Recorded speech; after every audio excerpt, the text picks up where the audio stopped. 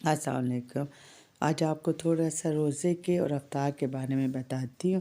یہ آپ دیکھ رہے ہیں مسجد نبوی ہے، یہاں تو بس ان لوگوں کا، وہاں کے رہنے والوں کا مطلب اصول ہے، صدقہ خیرات بہت کرتے ہیں۔ دسترخوان رمضان میں بڑے بڑے ان کے بچھے ہوتے ہیں، لوگوں کو پکڑ پکڑ کے بٹھاتے ہیں کہ ہمارے ساتھ افطار کرو، ہمارے دسترخوان پہ کرو۔ مکہ شریف میں بھی یہی حال ہوتا ہے، میں نے اپنی آنکھوں سے دیکھا ہے۔ یہ لوگ بہت مہمان نواز ہیں، اللہ کی راہ میں بہت دیتے ہیں۔ روزے کے بارے میں تو آپ کو معلوم ہے یہ کتنا ضروری ہے ہم لوگوں کے لیے، مسلمانوں کے لیے۔ حضور صلی اللہ علیہ وسلم نے فرمایا ہر چیز کی زکوٰۃ ہوتی ہے، انسان کے جسم کی زکوٰۃ روزہ ہے۔ روزے سے جسم پاک ہو جاتا ہے۔ حضور صلی اللہ علیہ وآلہ وسلم نے فرمایا جب ماہ صیام آتا ہے شیاطین کو جکڑ دیا جاتا ہے، فرشتے روزہ دار کے لیے دعا کرتے ہیں، جو رمضان کی آخری رات تک روزہ دار کے سارے گناہوں کو بخش دیا جاتا ہے، مطلب آخری رات میں نا، اور اسے دوزخ سے رہائی کا پروانہ مل جاتا ہے۔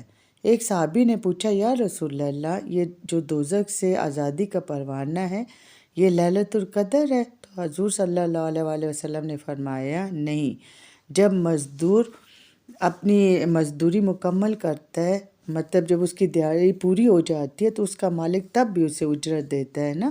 تو لیلۃ القدر کی برکتیں اس کے علاوہ ہیں، جنت کو مومن کے لیے آراستہ کیا جاتا ہے۔ اللہ تعالیٰ فرماتے ہیں بندے کا ہر کام اس کے اپنے لیے ہے مگر روزہ میرے لیے ہے جس کا اجر میں دوں گا۔ پھر اس کے بعد حضور صلی اللہ علیہ وسلم نے فرمایا جو کسی روزہ دار کا روزہ افطار کرواتا ہے، اللہ تعالیٰ روزہ دار کے اجر کو کم کیے بغیر اتنے ہی اجر روزہ افطار کروانے والے کو دیتے ہیں۔ تو صحابہ کرام نے عرض کیا یا رسول اللہ صلی اللہ علیہ وآلہ وسلم، ہم کسی کا روزہ افطار نہیں کروا سکتے، ہم اتنی طاقت نہیں رکھتے۔ حضور صلی اللہ علیہ وسلم نے فرمایا ضروری نہیں ہے کہ تم کسی کو سیر ہو کر کھانا کھلاؤ، بلکہ دودھ کا ایک گھونٹ یا پانی کا ایک گھونٹ یا ایک کھجور، تو اللہ تعالیٰ اس کا بھی پورا ثواب عطا کریں گے۔ اور جس نے پورا انتظام کیا اور روزہ دار کو سیر ہو کر کھلایا، تو حضور صلی اللہ علیہ وسلم نے فرمایا اللہ تعالیٰ روزے قیامت اسے میرے ہاتھوں حوض کوثر کا جام نصیب کریں گے، اور جنت میں داخل ہوتے تک حشر کا دن جو کہ 50 سال کا ہوگا، اسے سارا دن پیاس نہیں لگے گی۔ حضور صلی اللہ علیہ وسلم نے صحابہ سے فرمایا کہ تمہارے دسترخوان سے سوائے متقی کے اور کوئی نہ کھائے۔ دیکھو متقی سے وہ اس لیے کہتے ہیں کہ آج کل جو ہم لوگ افطاریاں کراتے ہیں، بڑے بڑے لوگوں کو بلاتے ہیں، تو اکثر ان میں سے لوگوں کا روزہ ہوتا ہی نہیں ہے۔ میں یہ نہیں کہتی کہ سب روزہ نہیں رکھتے، لیکن زیادہ تر لوگوں کا روزہ نہیں ہوتا، ہم انہیں افطار کرواتے ہیں۔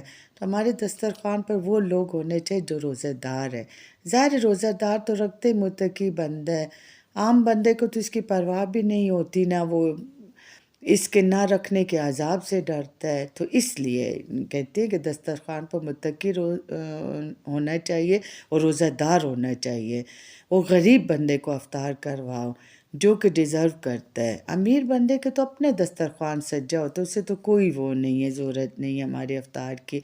آپ دیکھیں نا یہاں کے یہ منظر دیکھیں، آپ مسجد نبوی میں دیکھیں، یہاں کوئی امتیاز نہیں ہے، کوئی امیر غریب نہیں ہے، جو آتا ہے اسے دسترخوان پر بٹھاتے، جو آتا ہے اسے افطار کرواتے ہیں، کیونکہ اللہ تعالیٰ کی راہ میں بہت دیتے ہیں، امیر غریب نہیں دیکھتے، بڑا چھوٹا نہیں دیکھتے، سب کو کھلاتے ہیں۔